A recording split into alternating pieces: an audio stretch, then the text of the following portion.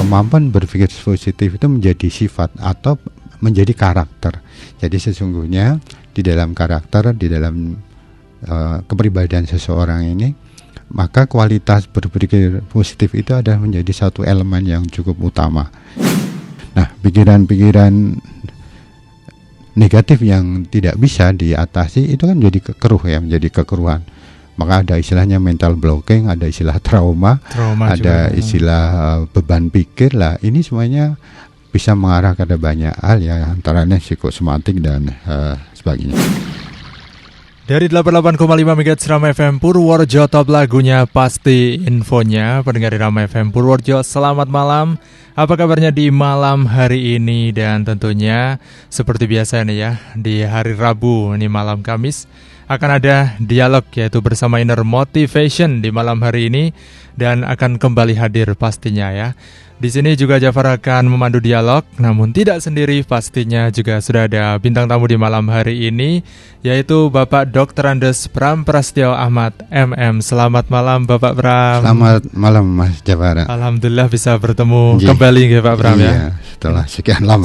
Sekian lama. Pak Pram sibuk terus ini sepertinya ya, banyak kegiatan. Oke, ini menarik ya kalau kita membahas tentang beauty inner motivation atau bersama inner motivation, karena juga akan ada topik-topik menarik. Dan di malam hari ini kita akan membahas, yaitu topiknya berpikir positif. Ini di bagian kedua, karena kemarin juga sudah dibahas ini yang pertama. Nah, ini menarik untuk kita menunggu yang bagian kedua. Kira-kira apa saja yang akan dijelaskan nanti. Dan untuk pendengar Rama FM juga pastinya bisa nanti bergabung lewat SMS ataupun juga WhatsApp-nya ya. Oke, kita langsung aja nih untuk membahas nih Pak Pram, terkait tentang pemilihan tema. Kenapa ini ada bagian yang kedua juga ya nih Pak Pram? Iya. Mungkin bisa dijelaskan mulai dari nanti latar belakangnya juga ya nih. Terima kasih, monggo. Baik, para pendengar Irama yang berbahagia, Assalamualaikum warahmatullahi wabarakatuh. Waalaikumsalam warahmatullahi Alhamdulillah hari ini kita bersama kembali dalam acara BIM bersama Inner Motivation. Malam hari ini kita masih melanjutkan Mas Jafar materi yang lalu. Jadi kalau para pendengar memutar entah itu di YouTube untuk yang materi yang kedua ini, mungkin ada banyak buka juga di materi yang pertama, karena beberapa hal istilahnya sudah kami sampaikan di bagian pertama. Para pendengar Irama yang berbahagia, ada beberapa latar belakang kenapa kami masih mengangkat berpikir positif atau positive thinking ini di malam hari ini. Yang pertama begini, kemarin sudah sedikit kita singgung bahwa yang namanya kemampuan seorang ini berpikir positif itu bukan satu yang sederhana. Itu adalah satu skill yang tidak bisa didapatkan serta-merta. Jadi umpamanya Mas Jafar bilang ke temannya yang sedang sedih, sudahlah kamu berpikir positif saja gitu ya. Orang yang sedih itu kira-kira langsung ngerti nggak yang namanya positif? Belum tentu. Artinya apa? Karena itu adalah skill yang harus diasah, dan itu perlu proses ya. Tidak bisa kita mampu berpikir positif dalam konteks itu menjadi sikap mental kalau tanpa satu proses. Ini yang pertama. Yang kedua adalah seringkali kita menganggap berpikir positif itu adalah suatu bentuk kata kerja atau perintah. Asal kita perintah bisa gitu ya. Kalau orang disuruh perintah, coba kamu duduk langsung bisa. Tapi kalau langsung diperintah untuk berpikir positif itu kan bukan sesuatu yang yang mudah. Jadi dia bukan kata kerja, namun sesungguhnya itu kata sifat. Karena kemampuan berpikir positif itu menjadi sifat atau menjadi karakter.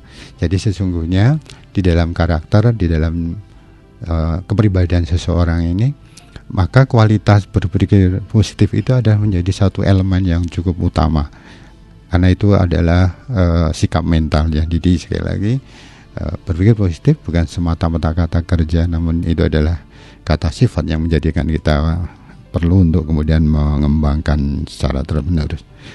Nah, kemudian yang ketiga, ini yang mungkin bisa kita kaitkan dengan banyak hal di beberapa bahasan yang akan datang, yaitu begini, bahwa kalau seseorang ini berpikir positif, maka dia akan menghasilkan energi positif. Positif itu. Jadi energi positif ini menjadi sesuatu yang istilahnya nanti akan memiliki yang namanya gelombang positif juga ya. Makanya kalau ada seseorang itu memberikan istilahnya pancaran negatif, maka ya yang terkena juga akan bersikap negatif. Gitu ya. Benar, Pak. Jadi kalau kita ini kemudian istilahnya pancaran positifnya kuat, itu jadi sebaliknya, itu akan berikan pancaran positif meskipun kita diam. Artinya begini, kalau Mas Jafar umpamanya di rumah tiba-tiba ibu atau ayah masuk rumah, lalu kemudian kira-kira Mas Jafar bisa nggak menebak ini ibu sedang jengkel, ini ibu sedang sedih, ini bapak sedang marah, itu dari raut mukanya nampak nggak? Nah, ini dari mukanya biasanya nampak kan? Ya. Jadi ada pancaran. Ada pancarannya. Dia nggak berkata kan? Ya. Sama juga dengan siapapun kita, entah itu orang tua, entah itu guru. Ketika kita kemudian memiliki pancaran positif, itu akan menyemangati. Tapi kalau negatif, itu akan ganggu, akan memberikan pancaran negatif pada yang di depannya, apalagi yang di depannya anak-anak gitu ya, muridnya dan sebagainya. Nah, kemudian yang sempat saya catat itu waktu era pandemi COVID-19 itu ya, ada teman itu seorang dokter, dia sempat membuat semacam survei kecil di rumah sakit umum di Projo itu.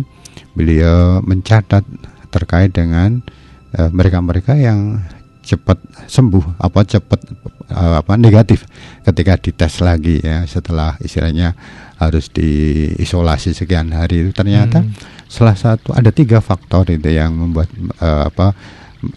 ciri orang-orang yang cepat sembuh dari COVID waktu itu, yaitu mereka yang berpikir positif. Positif. Artinya, imunnya naik berarti, Pak. Ya, imunnya naik. Artinya memang ada korelasi bahkan terkait dengan kesehatan fisik, tidak hanya psikis. Nah, apalagi di era sekarang ini ya Mas Jafar ya, kita lihat atau kita pahami itu beberapa kasus penyakit itu ya, meskipun ya banyak layanan kesehatan, banyak jaminan kesehatan, namun orang sakitnya ya tetap banyak. Apalagi banyak, kan? Mulai muncul beberapa efek dari penggunaan gadget yang sudah sangat masif gitu kan.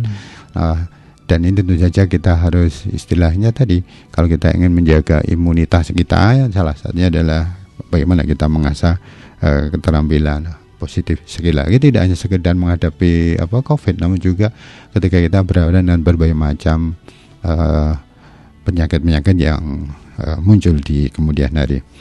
Nah, kemudian latar belakang yang kelima yang kenapa saya masih perlu mengangkat ini adalah begini, bahwa di dalam pola berpikir positif itu salah satunya adalah menjadi suatu kemampuan seseorang untuk bisa meniadakan kesan-kesan negatif ya, atau memori negatif.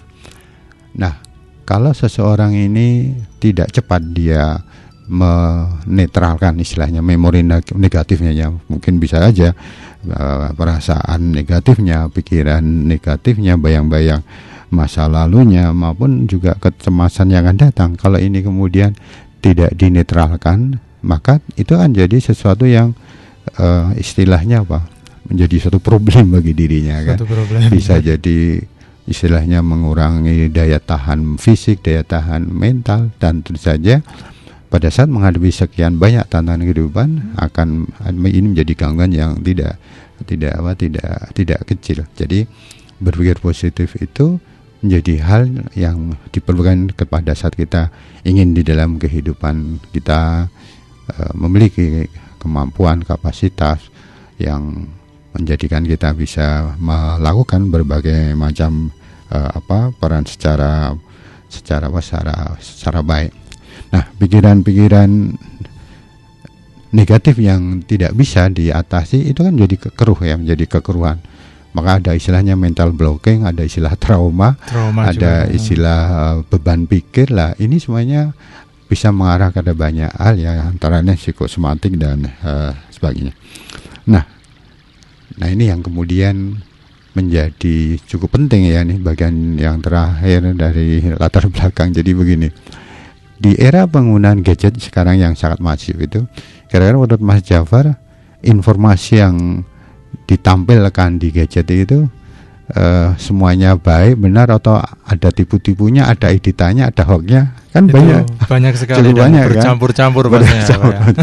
Bahkan kadang-kadang lebih dominan hoaxnya.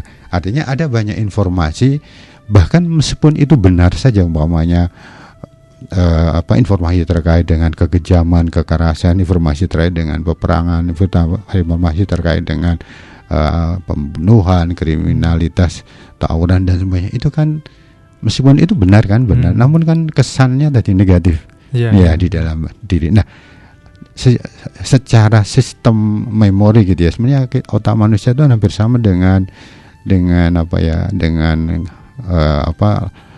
komputer ya. Artinya sepanjang itu tidak di-delete kan jadi beban gitu kan. Sekarang kalau umpamanya Mas Jafar punya komputer, punya PC atau punya gadget, ada banyak memori, kalau itu terlalu banyak, kira-kira jadi beban atau tidak? Ya, jadi beban. Kalau jadi beban, kira-kira efeknya apa? Itu pusing juga malah ya. Artinya mungkin PC-nya, komputernya kan jadi lemot kan? Lemot ya, benar. Selain lemot, dia tidak bisa diberi aplikasi baru kan? Nah, sama juga dengan manusia. Ketika banyak memori yang kemudian tidak kita maka itu akan menjadikan kita, selain kita jadi lamban, tidak bisa lebih cepat bergeraknya, namun yang lebih penting lagi kita jadi kesulitan untuk menerima perubahan ya, menerima sesuatu yang baru ya. Efeknya apa? Padahal yang namanya di dalam kehidupan tuh tidak ada yang abadi kecuali perubahan itu ya. Jadi semuanya sering berubah. Nah, kalau kita tidak mampu menghadapi berbagai perubahan dengan pikiran positif, tentu saja kita akan menjadi istilahnya punya kendala di dalam diri kita. Nah, itu Mas Jafar beberapa latar belakangnya. Oke, terima kasih Pak Bram atas penjelasannya untuk latar belakangnya. Ini menarik sekali. Kenapa di malam hari ini kita akan mengangkat, yaitu berpikir positif bagian kedua, karena yang pertama kemarin sudah dibahas. Tapi memang menarik ketika kita melihat fenomena kehidupan saat ini. Zaman semakin maju, memang kehidupan banyak yang semakin mudah, tapi juga banyak orang memang akhirnya banyak yang terjebak karena stres, terlalu banyak membuka sosial media yang belum tentu positif. Itu kan benar sekali ya Pak Bram. Dan tentunya sangat mengganggu pola pikir dari manusia tersebut. Dan akhirnya inilah kenapa bahwa kita memang harus berpikir positif, karena memang orang yang berpikir positif dan negatif itu terlihat juga dari raut muka, tadi dijelaskan juga oleh Pak Bram ini ya, yang membuat menarik. Jadi kita bisa tahu nih moodnya lagi bagus atau tidak. Nah, ini yang menarik Pak Bram. Lalu bedanya ini, apa bedanya pikiran positif dan negatif nih bagi manusia? Jika orang sering berpikir positif, apakah akan lebih ceria, bahagia, atau jika lebih negatif itu isinya nanti malah serba yang buruk-buruk aja ini, atau bagaimana Pak Bram? Monggo dijelaskan.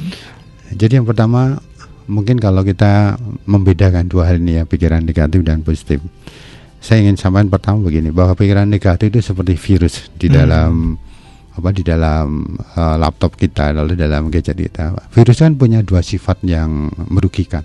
Dia memakan file, ya kan? Katakanlah harusnya memorinya 8 GB. Kalau ada virus kan mungkin yang bisa dipakai mungkin hanya tinggal mungkin separuhnya kan, karena apa? Sebagian besar dimakan, itu dirusak.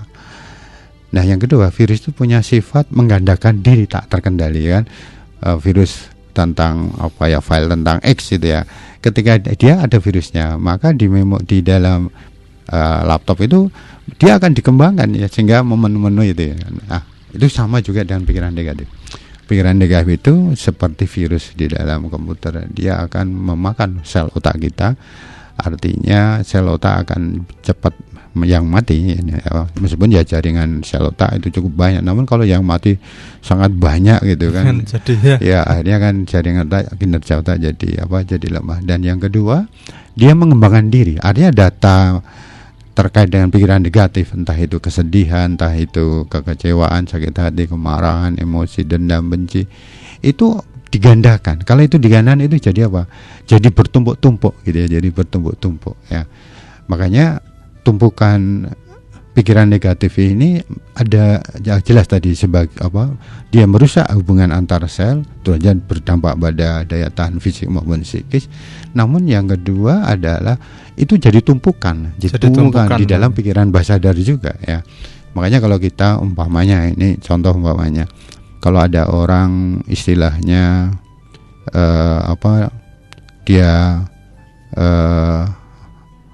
ada semacam kayak radang di otak, atau kalau dalam bahasa Jawa suka ngeromet gitu ya. Kalau orang ngeromet itu yang keluar kata-kata bagus atau kata-kata jelek. Biasanya kurang bagus ya. Iya, jadi nggak ada orang ngeromet itu menggunakan kata-kata mutiara. Nggak ada. Kenapa? Itu adalah yang diendap, yang yang menumpuk di dalam pikiran sadar. Virusnya ngumpul. Karena tadi sangat menggandakan itu.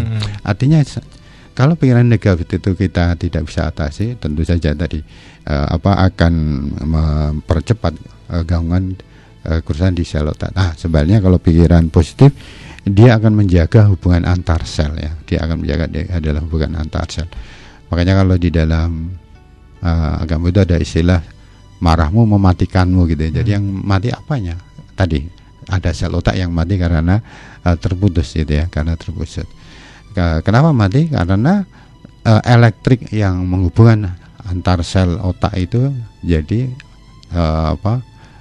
mati, hilang. Karena sel otak itu kan penghubungnya bukan sesuatu yang sifatnya benda, namun adalah sinaps. Sinaps itu ada bentuk elektrik yang ada bentuknya loncatan listrik. Jadi yang pertama itu terkait dengan sel otak. Nah, kalau pikiran positif itu punya fungsi tadi menjaga hubungan antar sel, sehingga daya ingatnya akan bagus. Ya. Kalau daya ingat itu bagus, hubungan antar sel akan bagus. Kalau hubungan sel itu bagus, maka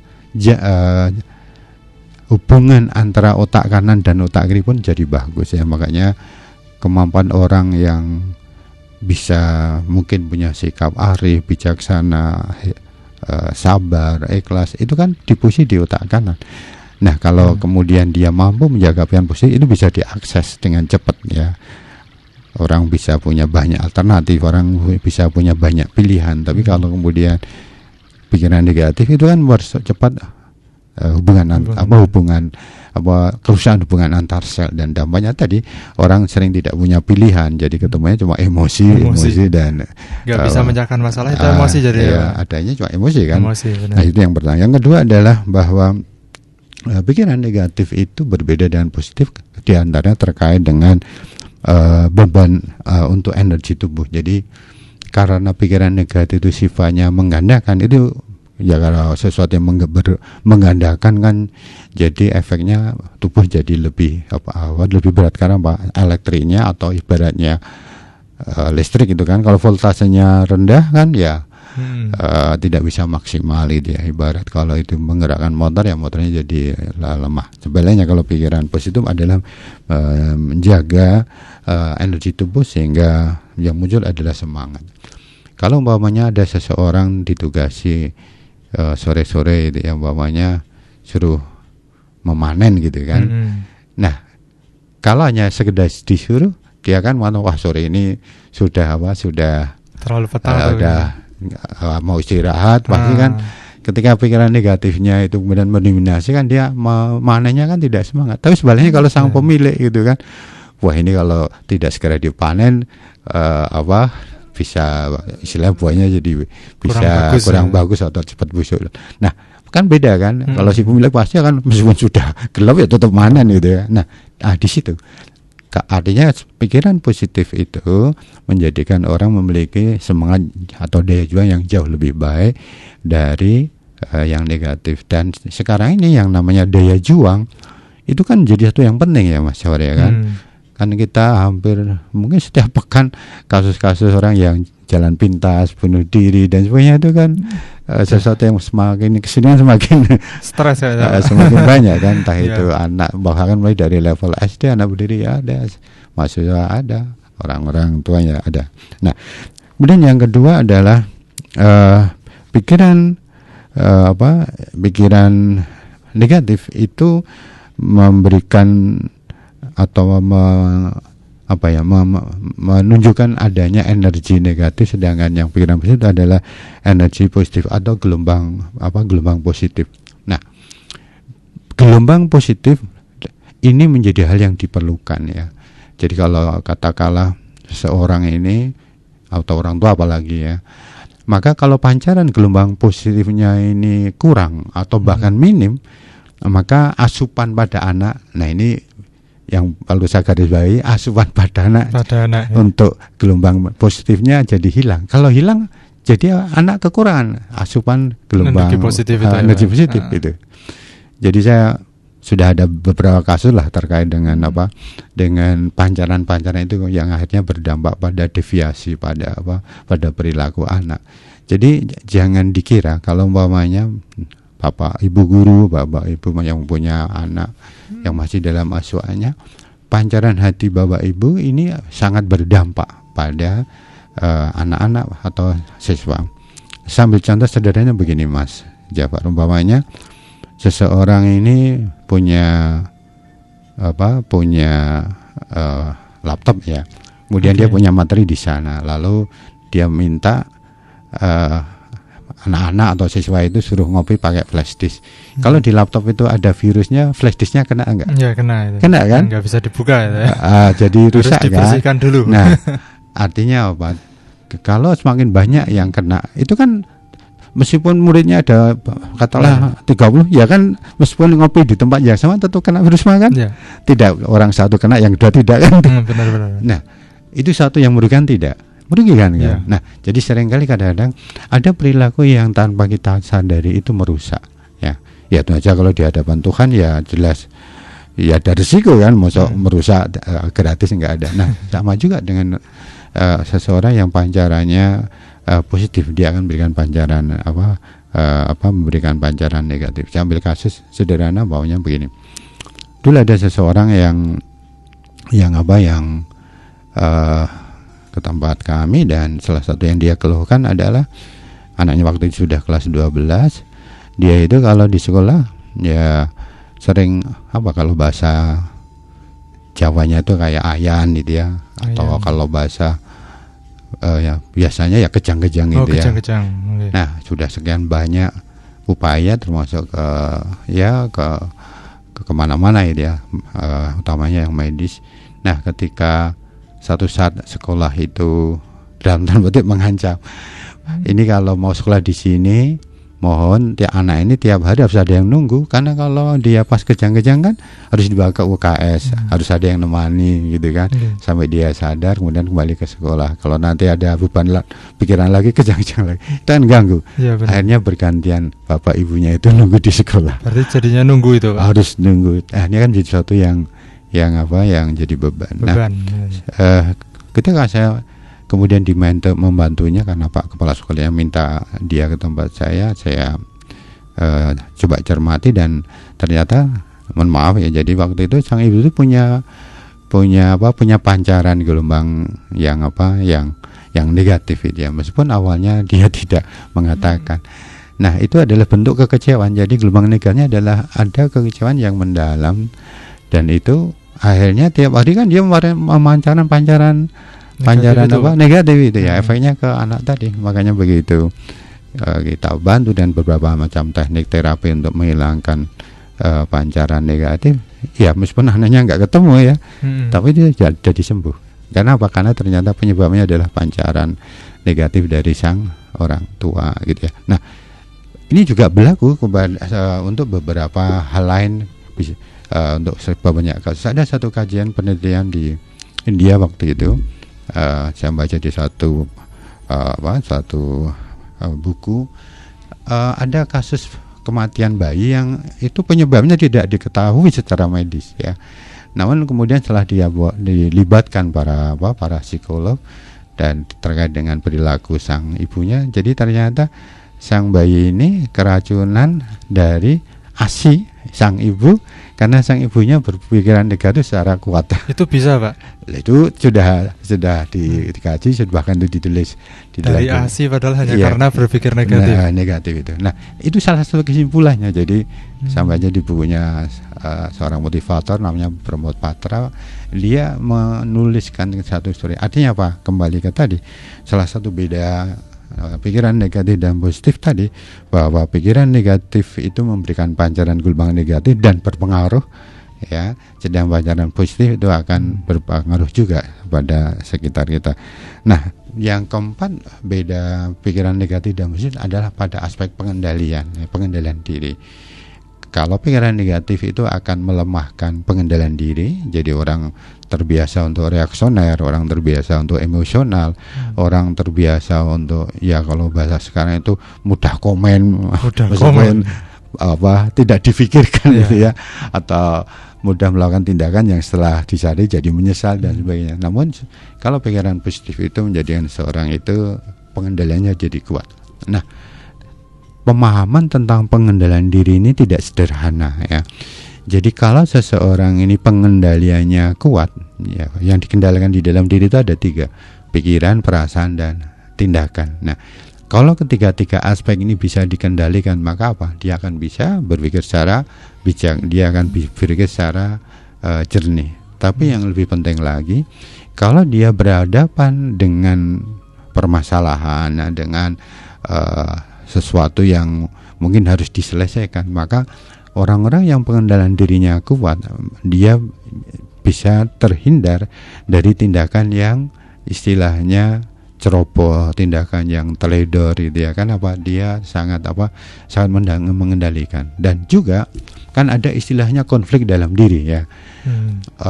Orang-orang yang umpamanya di dalam pikirannya ada dua hal yang sedang dipikirkan bareng, yang satu harusnya ke arah sana, yang satunya harusnya ke sana, lalu konflik kan, milih mana ini. Nah, kalau orang yang pengendaliannya lemah, maka dia akhirnya tidak akan bertindak apa-apa. Kalau toh bertindak kemudian istilahnya menjadi hal yang tidak positif. Tapi bagi mereka yang pengendalian kuat, maka dia akan bisa mengembangkan kemampuan jernihnya, sehingga di dalam mengambil keputusan dia akan jauh lebih bagus. Nah, itu Mas Jawar beberapa beda antara pikiran negatif dan positif. Ternyata memang banyak sekali nih ya pengaruhnya, efeknya. Bahkan ini juga membedakan orang yang berpikir positif dan negatif. Orang yang berpikir positif yang tadi dijelaskan oleh Pak Pram itu, bahwa itu bisa membuat kita lebih semangat, lebih moodnya itu lebih bagus untuk memecahkan masalah. Seperti ketika panen sendiri pasti akan lebih semangat, maupun itu sore, pagi, atau malam sekalipun kayaknya Pak Pram. Iya. Dan yang negatif ini biasanya malah lebih kepada pikirannya cepat capek ya Pak. Karena pikiran juga bisa membuat kita jadi cepat capek ya, kalau memang itu bukan pikiran positif. Dan itu benar sekali. Makanya ini sangat penting, kenapa berpikir positif itu juga memang tetap harus dilatih, agar kita juga bisa menjadi lebih bijaksana, tidak sedikit-dikit emosian, sering marah, atau bahkan semuanya selalu tentang hal-hal yang buruk di pikiran kita. Nah, ini menarik untuk kita bertanya lagi nih kepada Pak Pram. Ini kenapa berpikir positif ini menjadi hal yang sangat perlu ini ya untuk setiap orang, dan bahkan ini bisa mungkin ya dilatih keterampilannya Pak Pram untuk bisa berpikir positif. Monggo Pak Pram. Iya, Mas. Benar, Iramen yang berbahagia, sebagaimana yang pernah kami sampaikan di minggu yang lalu, bahwa berpikir positif adalah skill, satu keterampilan yang harus diasah, dan itu akan menjadi pribadi kita, menjadi karakter kita, kan itu adalah terkait dengan sikap mental. Ada beberapa hal kenapa kita perlu terus mengasah kemampuan. Yang pertama begini, sebenarnya secara manusiawi orang itu kalau kondisinya dibiarkan ya, didiemin itu ya, tidak diarahkan utamanya ke arah positif, maka otomatis dia akan negatif ya. Jadi pembiaran pada diri kita, kalau kita tidak melatih skill kita untuk berpikir positif, sudahlah otomatis ya, tidak ada informasi negatif, tidak ada berita negatif, dia otomatis akan masuk ke pola negatif itu, pola negatif. Karena memang di dalam diri manusia itu kecenderungan negatif itu tetap ada ya, bahkan itu cukup dominan. Sekarang umumnya begini Mas Jafar diadakan suatu pilihan hari itu, Mas Jafar membaca suatu berita, ada 2 berita. Yang satu judulnya adalah pembukaan pelatihan sumber daya manusia di suatu kabupaten. Yang satu beritanya adalah telah tertangkap paksa seorang oknum di kamar hotel. Kira-kira yang dibaca yang mana kalau ada 2 kita umumnya dia akan milih berita yang kedua kan, yang gitu. Kan memang diri kita ini kalau dibiarkan itu negatif. Nah, artinya apa? Pembiaran diri itu ya harus diatasi dengan cara dengan berpikir positif gitu ya, dengan berpikir positif ya. Oleh karenanya kalau istilahnya kita tidak mengasah ke positif, udah nanti kita akan cenderung ke negatif. Tentu saja masih banyak lainnya terkait dengan pola dorongan negatif itu. Nah, kemudian yang kedua adalah bahwa kalau kemudian kita mencoba istilahnya membaca tren, sudahlah sekarang itu kan orang semuanya banyak pegang gadget ya. Dia pasti salah satu yang akan diakses adalah tren informasi atau berita. Kira-kira berita yang ngetren yang banyak itu berita negatif atau positif? Banyak kan negatif. Ya. Nah, dirasakan itu maka ada istilah berita yang jelek itu adalah berita yang baik gitu ya. Lebih ramai ya orang-orang ini yang menjadi hal yang ya, pengertian berita yang negatif bukan sekedar beritanya mungkin tidak namun tadi menceritakan hal yang terkait dengan tadi yang terkait dengan istilahnya penyimpangan, terkait dengan kekejaman, terkait dengan penderitaan, peperangan dan sebagainya. Nah, apalagi kalau kita kemudian masih terpapar dengan berita-berita hoax dan sebagainya. Nah, kemudian kenapa ini menjadi skill yang harus kita asah?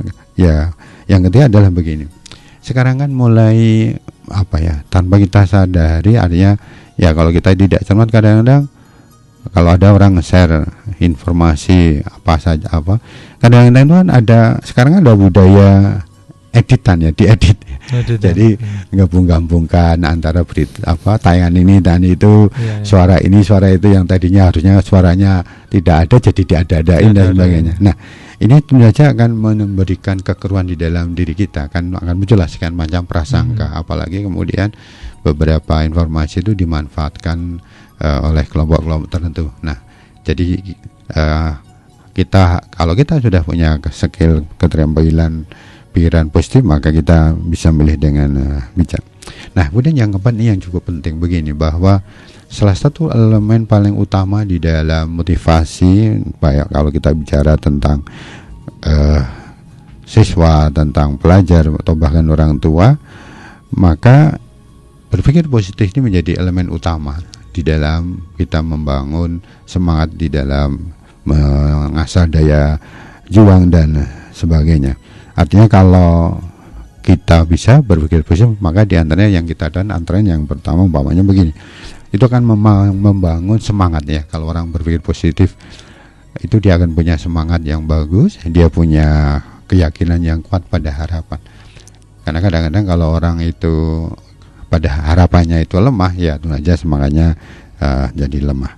Kemudian pikiran positif ini juga kenapa bisa memacu motivasi, karena ini istilahnya menumbuhkan motivasi dari dalam, makanya istilah itu inner motivation yang muncul dari dalam. Nah, inner motivation atau motivasi yang muncul dalam itu jauh lebih kuat dibandingkan kalau motivasi dari luar ya.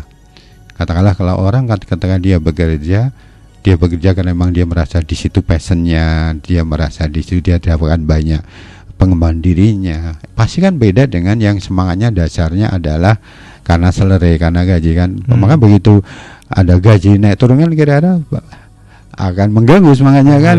Ketika turun jadi kurang semangat. Tapi kalau mereka yang semuanya di dalam, perubahan dari faktor itu nggak akan jadi masalah ya, karena dia dapatkan sudah ada semangat dari dalam. Nah, ini pun nanti berlaku juga untuk para pelajar, mahasiswa, ketika dia berhadapan dengan sekian banyak tantangan yang dia hadapi, tapi kalau di dalam dirinya inner motivasinya kuat karena pikiran positif, maka kendala akan dihadapi dengan dengan penuh semangat. Kemudian juga kalau bagi pelajar itu juga akan membantu mengurangi rasa takut terhadap kegagalan. Dia jadi tidak mudah putus asa, dan pada saat kegagalan, jadi kalau ada, ya tidak semuanya orang lancar kan, pelajar lancar, tapi kalau dia mampu mengembangkan keterampilan berpikir positif, maka pada saat ada kegagalan dia akan berkata ini bagian dari proses, bukan akhir dari segalanya. Nah, beda dengan orang yang tidak punya skill keterampilan positif. Dia jadi ini adalah bagian terakhir, ini sudah jatah saya, takdir saya, sialnya saya, dan sebagainya. Marah pasti ya. Ketemunya nanti jadi kesan negatif, termasuk marah. Nah, kemudian juga kalau orang mampu mengembangkan pikiran positif, maka tentu saja ini akan meningkatkan daya juang, ketahanan mental, dan juga akan menjadi fokus pada tujuan. Artinya ketika orang punya cita-cita, ya, seseorang punya cita, dia belajar, dia punya cita-cita, punya target yang jelas, kalau semangatnya itu sangat kuat, keinginan untuk mencapainya itu menjadi istilahnya mengarah pada upaya untuk mencari solusi. Jadi ketika ada permasalahan pada saat mencapai cita itu, ada kendala, ada tantangan, maka dia tetap fokus pada mencari solusi. Ketika ada permasalahan, ada hambatan, dia mencari solusi. Jadi dia fokus pada hasil yang diinginkan, bukan situasinya saat itu gitu ya. Karena apa? Dia fokusnya ke yang diinginkan. Nah, maka di dalam teori motivasi kan ada istilah pencuri harapan, pencuri cita-cita. Karena tadi ketika orang yang pikirannya negatif, begitu dia tidak bisa membangun istilahnya fokus pada yang mau dicapai, maka begitu ada kendala sedikit aja dia jadi saya nggak bisa, ini pun saya nggak bisa. Makanya beberapa orang itu yang istilahnya berlama dalam kegagalan karena dia mengatakan saya nggak bisa. Negatif dulu pikirannya. Karena dia tidak bisa fokus pada solusi untuk hasil, ya. Nah, berbeda dengan orang yang berpikir positif.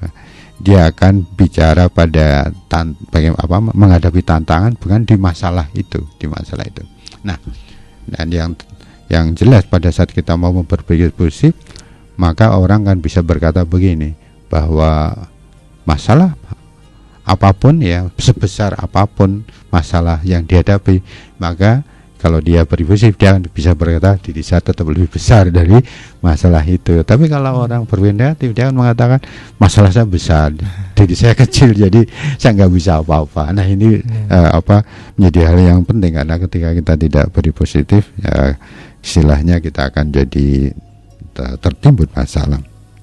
Nah, beberapa hal terkait dengan kemampuan ini tentu saja perlu pengembangan, ya. Nanti akan banyak beda bagaimana kita mengembangkan skill ini di berbagai macam profesi. Mungkin itu terkait dengan kenapa kita perlu mengasah keterampilan pikiran positif. Oke, jadi memang penting banget ternyata berpikir positif ini yang baru saja dijelaskan oleh Pak Pram. Artinya dorongan itu bisa datang ketika kita berpikir positif dan negatif, tapi kalau positif itu dorongannya juga akan positif, termasuk ketika kita menghadapi sebuah masalah dan kita percaya kita akan mampu melaluinya, maka kita akan menemukan banyak jalan, bahkan pikiran kita pun juga akan sehat. Tapi ketika apa yang sudah datang ke kepala kita itu serba negatif, maka semuanya akan serba sulit. Seperti ketika menghadapi masalah yang besar dalam sebuah usaha, akhirnya menyerah. Tapi orang yang berpikir positif memang melihat suatu masalah ini adalah sebagai pelajaran yang menarik tadi dijelaskan oleh Pak Pram. Dan ini juga menarik kalau kita akan melanjutkan, dan kita akan buka dulu SMS-nya. Ini terima kasih yang sudah bergabung. Ini sepertinya masih ada yang mau bertanya dulu nih Pak Pram. Iya, silakan. Selamat malam. Dari Bu Dewi. Ini Pak Pram mau bertanya saja. Ketika menghadapi masa-masa sulit, biasanya itu susah untuk berpikir positif. apalagi jika masalahnya sangat besar dan tiba-tiba terjadi, seperti kehilangan sesuatu padahal sedang membangun sebuah usaha. Itu bagaimana solusinya? Ini langsung dijawab atau nanti Pak? Langsung aja. Okay. Terima kasih. Jadi memang tapi sebenarnya terima kasih Ibu telah bergabung. Ada banyak perbedaan ketika yang namanya masa sulit itu ya. Jadi kalau ini dikaitkan dengan usaha, ketika kita menghadapi masa sulit karena pas kehilangan itu, maka ada beberapa langkah ketika kita menghadapi itu. Jadi yang pertama, ya memang ini menjadi sesuatu yang dilatih, ini dilatih. Tapi saya yakin kalau seperti kapasitas kayak Bu Dewi itu, kalau sudah dia berada dengan tantangan yang seperti itu, yang berat, itu biasanya sudah melewati yang lain-lain. Karena kalau saya yang pahami, ketika sesuatu besar itu diawali, biasanya dia sudah teruji sebelumnya yang lebih ringan. Nah, jadi apa yang harus dilakukan? Tentu saja yang pertama adalah kita harus bilang bahwa saya tetap tegar. Makanya lakukan afirmasi, bisa dengan melihat ke cermin, pandang wajah kita di sana, lalu kita tunjukkan kamu adalah insan yang tegar, kamu menjadi harapan yang akan datang untuk keluarga. Nah, artinya apa? Kita harus mengajak pikiran kita untuk orientasi pada yang akan datang, bukan yang sekarang gitu. Jadi posisikan sikap seperti itu, Bu Dewi. Jadi kalau kemudian kita sudah mengafirmasi bahwa diri kita memang tegar dan istilahnya fokus pada yang akan datang, maka ini mulai akan bisa mengurangi beban masalah. Nah, kemudian yang kedua adalah yang harus dibangun di dalam pikiran adalah kita mengucapkan kalimat begini, umpamanya, meskipun saya sedih ya, tapi ini bisa jadi pakai dalam doa, mohon pada Allah atau pada Tuhan, meskipun saya sedih, Allah menghadapi ini, namun saya yakin pasti ada penggantinya atau pasti ada hikmah. Jadi ada dua hal, ada penggantinya yang lebih baik dan pasti ada hikmahnya. Ada, ya. Nah, ini menjadi sesuatu yang harus diyakini. Oleh karenanya di dalam menyikapi seperti ini, maka ada satu metode, kita tetap bersandar kepada Tuhan, pada Allah ya. Bisa aja kita dengan baca, untuk muslim pokoknya baca tasbih subhanallah, Allah Maha Suci. Kalau Allah suci, enggak ada yang keliru terhadap takdirnya.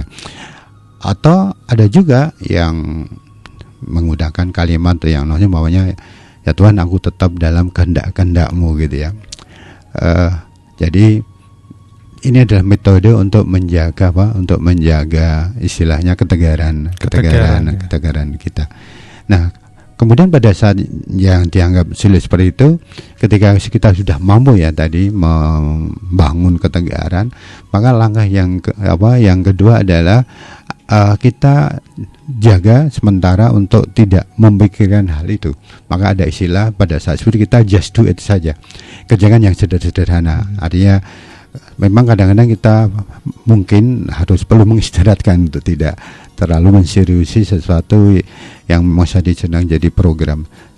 Jadi ada jeda waktu, seperti kalau anak sekolah kan ada istirahat gitu ya. Just do it, lakukan hal yang kecil, lakukan hal yang sederhana. Kita bersilaturahmi pada teman dekat kita kemudian bikin kegiatan bersih-bersih sekitar kita. Lakukan hal yang kecil-kecil yang sederhana. Dalam rangka apa? Agar tubuh ini tetap bisa memiliki relaksasi ketika ada bahan itu. Jadi tahap yang kedua ini kita butuh istirahat. Nah, baru kemudian tentu saja yang namanya beribadah, berdoa, tentu saja itu harus ya. Nah, kemudian yang ketiga, kita kemudian mengevaluasi. Artinya kita coba cermati, istilahnya, kenapa ini ada yang hilang, ini ada yang rugi. Nah, itu kita evaluasi. Nah, begitu kita sudah menemukan penyebabnya ini itu ya. Kalau kemudian penyebab itu adalah kekurangan ketelitian diri sendiri atau mungkin yang lainnya, maka segeralah kita dalam hati kita, kalau diri sendiri ya kita memaafkan diri kita sendiri dan kita siap. Jadi kadang-kadang kita perlu berdialog dengan diri sendiri. Dalam rangka apa? Agar kejadian itu tidak menjadi satu yang traumatis ya, traumatis. Makanya metode menghilangkan traumatis itu adalah memaafkan diri. Nah, kalau itu terkait yang lain ya kita harus memaafkan yang lain. Nah, baru setelah itu kita merancang bagaimana mencari solusi. Jadi ini kan langkah yang keempat ya. Jadi tidak maunya ada kondisi yang seperti itu, tidak langsung nyari solusi. Karena boleh jadi tubuh belum siap gitu, belum siap. Maka lakukan beberapa tahapan-tahapan tadi. Nah, moga-moga dengan metode tadi 4 tahap tadi, ketika kita menghadapi masa-masa yang sulit menjadi sesuatu yang kita suatu saat nanti kita akan mengatakan, oh ya, saya telah melalui masa sulit dan saya bisa. Nah, ini akan memberikan apa ya? Akan memberikan tidak hanya sugesti untuk diri sendiri, namun akan memberikan pancaran positif untuk yang lain gitu ya. Jadi ada istilah begini Bu Dewi. Jadi pada saat orang itu menghadapi kesulitan, itu kadang-kadang istilah saya itu seperti orang sedang divaksin. Divaksin ya. Kalau orang divaksin itu yang dimasukkan itu obat atau penyakit yang dilemahkan? Sebenarnya penyakit dilemahkan. Iya kan? Ya. Jadi penyakit kan, bukan. Nah, ketika penyakit yang ada dalam tubuh diri kita, yang muncul apa? Daya tahan kita kan, imunitas kita naik kan itu. Nah, sama. Ketika orang kemudian dia tegar menghadapi saat yang sulit, itu menjadi ketegaran dirinya yang akan datang jauh lebih baik, dan itu boleh jadi suatu saat nanti menjadi diperlukan ketika kita memotivasi keluarga, ketika kita jadi panutan keluarga dan sebagainya. Jadi masa-masa sulit boleh jadi itu menjadi momentum di mana kita istilahnya berpindah dari kondisi yang lemah menjadi kondisi yang lebih tegar. Ya. Mungkin ada manfaatnya untuk Bu Dewi. Oke, terima kasih Bu Dewi atas pertanyaannya, dan juga kita melanjutkan lagi nih berarti pertanyaannya Pak Bram. Oh, monggo silakan Mas. Ya. Oke, terima kasih tadi, dan kita juga masih menunggu ini untuk ada kesempatan lagi pastinya ya. Oke, ini Pak Pram, menarik memang kalau ketika membahas tentang berpikir positif, dan ternyata juga ini sangat bermanfaat sekali. Dan bisa dijelaskan juga untuk manfaat berpikir positif nih bagi orang tua atau bahkan bagi wirausaha yang biasanya kan ketika membuat usaha ya harus positif. Nah, walaupun kadang memang ada rintangannya, naik turun jalannya, tapi biar bisa tetap positif. Ini bagaimana Pak Pram? Para pendengar Iram yang berbahagia, ini mungkin karena waktu juga nih Mas. Waktu juga ini benar. Dari beberapa yang saya bilang adalah bagaimana manfaat berpikir positif bagi orang tua ya. Nah, yang pertama begini, kalau kita sudah melatih skill berpikir positif, ini kalau untuk si orang tua, maka dia akan jadi lebih sabar dalam menghadapi kenakalan maupun kesalahan anak. Ini menjadi hal yang tidak sederhana ketika orang tua itu gagal menghadapi kenakalan anak, atau dia harus berkonfrontasi tanpa dia sadari bahwa itu adalah bagian dalam mendidik ya. Artinya ketika anak melakukan kesalahan itu juga dalam rangka dia berproses untuk nyari kebenaran. Namun kalau kita salah kan yang ketemu adalah memarahi, bukan membimbing. Nah, orang yang seperti ini nanti biasanya dia ketika dia menasihati atau bahkan menghukum ya, maka yang muncul adalah emosinya ya, bukan bukan kebijaknya. Makanya kalau berpikir dia akan bijak, dia akan lebih tenang. Nah, kemudian yang kedua begini, bagi orang tua, kemampuan berpikir positif itu menjadikan dia akan berkomunikasinya jadi sehat. Ketika dia komunikasinya sehat, bagus, maka dia pasti akan ketika berkata dia akan memilih kata-kata yang sifatnya membangun, yang meneguhkan, bukan sekedar celaan atau makian ya. Yang pasti itu efeknya bisa jangka panjang. Jadi kadang-kadang di dalam didik anak itu kan ada istilahnya masa-masa krusial ya. Masa krusial itu ada 1 tahun, 2 tahun, 4 tahun, 8 tahun, 12 tahun, 16 tahun ada. Nah, artinya kalau momentum krusial itu ada kekeliruan di dalam kita berkomunikasi, itu efeknya sangat berkepanjangan. Berkepanjangan ya. Oleh karenanya kalau orang itu komunikasinya sehat, bagus antara orang tua dan ini akan memperkuat hubungan batin ya, hubungan batin. Nah, hubungan batin ini di era sekarang ini menjadi hal yang sangat diperlukan. Kenapa? Kalau hubungan batin orang tua dan anak itu bagus, maka ini akan berpengaruh anak itu punya kemampuan pengendalian yang bagus. Maksudnya dia jauh dari orang tua ya. Utamanya kalau mungkin anak yang sudah kuliah umpamanya. Kalau hubungan batinnya itu kuat, maka ketika anak berhadapan dengan sesuatu, entah itu mohon maaf ya, ada tawaran untuk ikut ini itu yang kurang bagus, maka dia akan kembali ke orang tua. Artinya saya akan minta pertimbangan orang tua. Nah, kalau hubungan batinnya lemah, orang tua ditinggal, sehingga ya sudah, dia akan bisa mungkin ikut hal-hal yang istilahnya tidak pas gitu ya. Tidak pas. Ya, karena apa? Karena ikatan hubungan batinnya lemah. Dan ini sekarang luar biasa. Hubungan batin ini memang harus diasah, harus dijaga dengan cara berkomunikasi yang dengan kondisi yang sehat. Nah, kemudian yang ketiga, berpikir positif bagi orang tua juga menjadi cara untuk orang tua punya semacam modal untuk menjadi teladan. Jadi kalau orang tua sudah memposisikan harus jadi teladan, harus jadi contohnya anak-anak, ini nanti luar biasa dampaknya. Mulai dari anak itu bisa lebih bersikap lebih optimis di dalam dia mencapai tujuan, dan itu juga akan menjadi anak-anak ini akan lebih tangguh ketika dia akan berkembang dan menjadi sosok anak yang tidak mudah menyerah. Nah, itu yang ketiga. Nah, kemudian yang keempat, salah satu manfaat dari berpikir positif untuk orang tua adalah ini akan mengarah pada pertumbuhan jiwa anak ya, karena sekali lagi berpikir positif tadi akan mengeluarkan pancaran positif itu menjadi asupan yang diperlukan. Jadi saya ingin sampaikan bahwa yang namanya anak itu tidak hanya sekedar perlu asupan nutrisi, makanan yang sifatnya fisik ya, namun juga ada nutrisi batin, menciptakan rasa damai, namun ada juga istilahnya nutrisi terkait dengan gelombang nyaman atau gelombang alfa yang itu diperlukan pada saat anak sedang tumbuh berkembang jiwanya. Nah, kalau kemudian warna jiwa anak yang di sisi gelombang alfa, gelombang nyaman, tenang ini tidak diisi, maka itu akan kering gitu. Nah, kalau kering nanti yang muncul apa?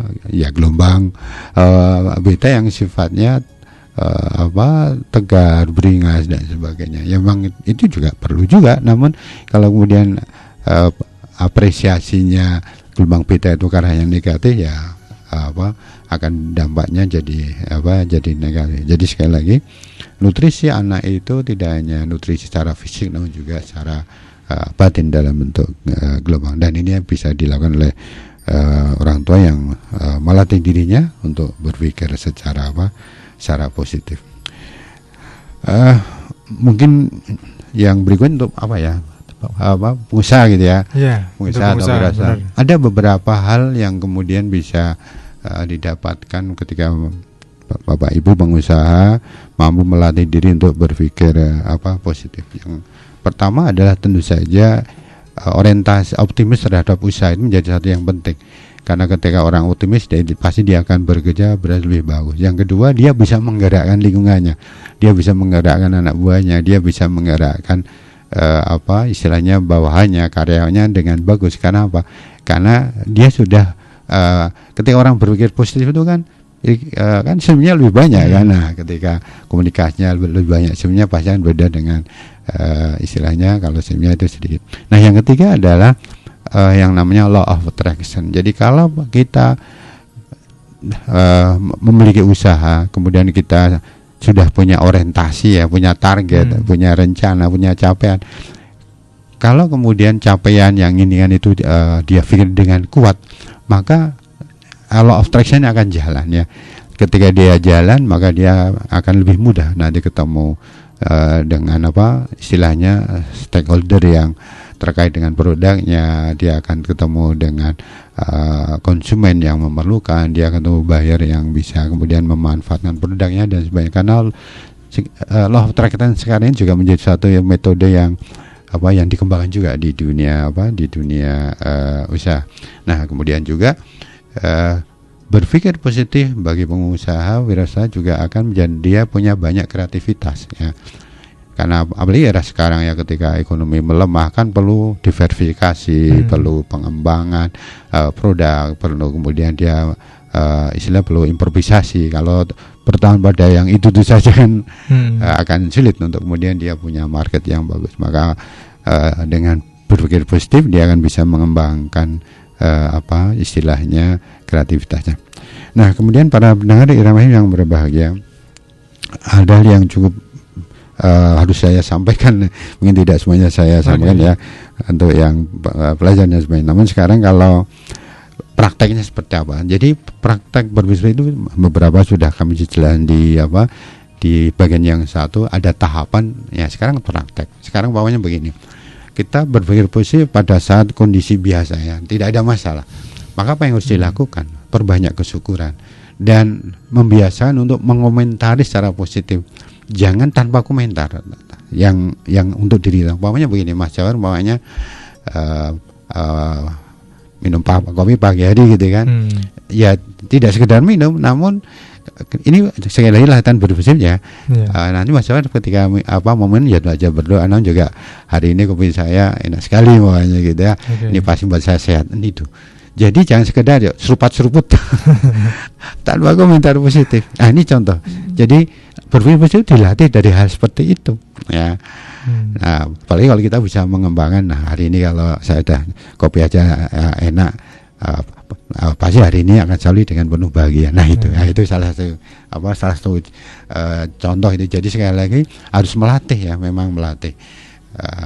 Kemudian sekarang kalau kita dalam kondisi sakit umpamanya ya, dalam kondisi sedang menderita sakit.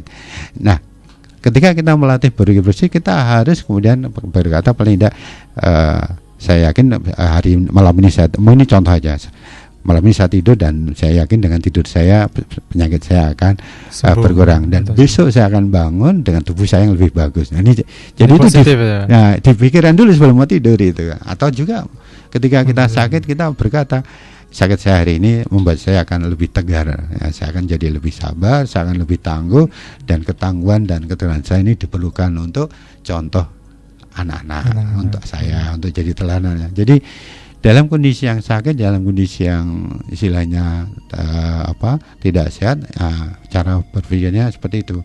Dalam kondisi yang terburuk ya, kalau untuk pengusaha cara berpikirnya seperti itu, bahwa kondisinya terburuk hari ini adalah membuat saya semakin tegar dan saya pasti akan bisa akan bangkit lebih bagus.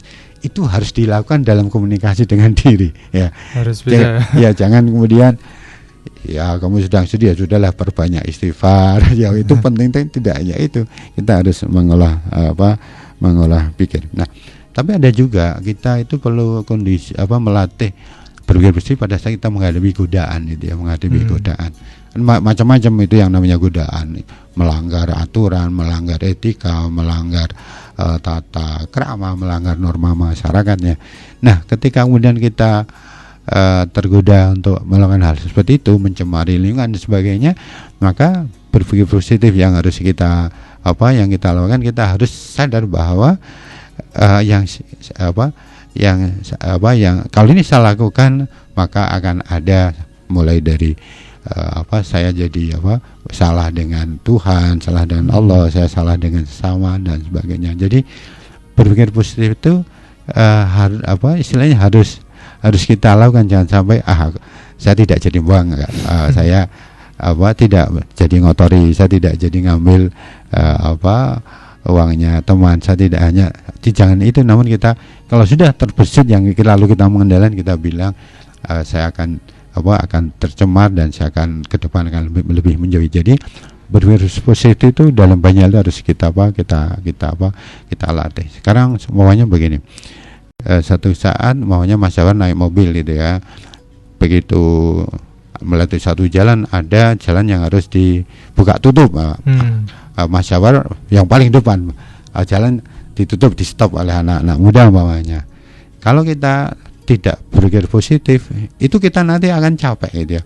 Maunya kita paling di stop ini anak-anak akan dapat uang untuk beli minuman gitu kan. Itu kan yang betul kejengkelan gitu kan. Dan ketika menunggu rasanya lama dan dalam kondisi marah kan gitu. Benar. Nah, itu harus dilatih dengan cara bahwanya saya berhenti. Boleh jadi kalau saya tidak berhenti mungkin ini tidak bagus untuk saya. Kalau ini ada muda ini saya kasih uang, boleh jadi dengan uang itu dia akan punya uang untuk beli obat untuk ibunya uangnya itu. Nah, ini memang harus dilatih seperti itu, karena kalau tidak dilatih, kejengkelan, kemarahan itu akan akan dominan dan negatif dulu gitu. Iya. Dan sebagai penutup ini mungkin sudah waktunya. Iya. Beberapa kebiasaan yang memang harus dibangun dan agar kita berpikir positif, diantaranya adalah yang pertama adalah kita harus menyadarkan di kita ini adalah manusia pembelajar. Kita tuh terus belajar, istilahnya menerima banyak ilmu dan siap menerima banyak perubahan.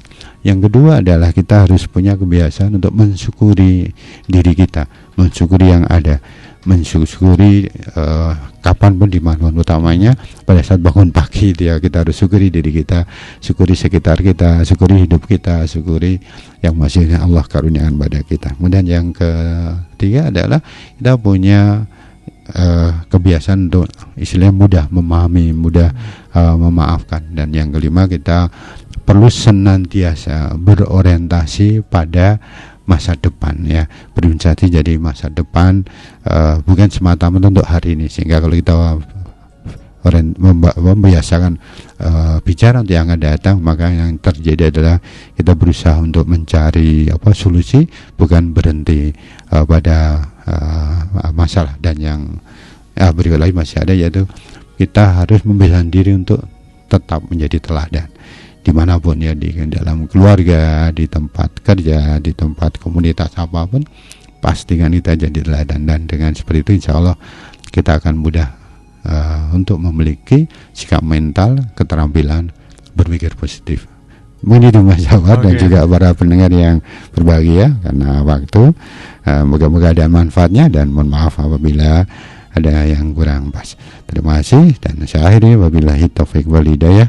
Assalamualaikum warahmatullahi wabarakatuh. Waalaikumsalam warahmatullahi wabarakatuh. Terima kasih penjelasannya nih dari Bapak Pram Prasetyo Ahmad MM. Terima kasih banget dalam penjelasannya tentang berpikir positif bagian kedua, ya. Kita juga akan kembali menjelaskan di mana tadi sudah dijelaskan latar belakangnya dan pentingnya berpikir positif, ya, karena pikiran positif akan mendorong kita untuk melihat energi-energi yang lebih positif, yang artinya akan menyemangati kita atau bahkan menaikkan mood kita. Sikap-sikap yang tentunya bisa membuat kita positif akan membuat hati kita menjadi tenang dan lebih lega juga. Dan ini sangat penting, dan bukan hanya bagi wirausaha atau orang tua saja juga, tapi buat semuanya untuk selalu berlatih berpikir positif. Karena bagaimanapun berpikir positif itu bisa dilatih, karena ini bisa disebut sebagai sebuah keterampilan, ya. Dan juga terima kasih untuk penjelasannya dari Pak Pram. Sampai jumpa lagi tentunya di lain kesempatan. Dan terima kasih juga yang sudah bertanya tadi, ya, dan juga sudah bergabung dimanapun berada nih untuk para pendengar di Rama FM di acara bersama Inner Motivation. Dan semoga bisa memberikan manfaat dan juga pelajaran tentunya, ya, untuk kita semua belajar untuk terus tumbuh menjadi lebih baik. Dan juga di sini saya Jafar tentunya pamit untuk program acara Beauty Inner Motivation. Dan juga sampai jumpa lagi di lain kesempatan. Setelah ini kita akan ada program acara Harmoni Keroncong. Selamat malam.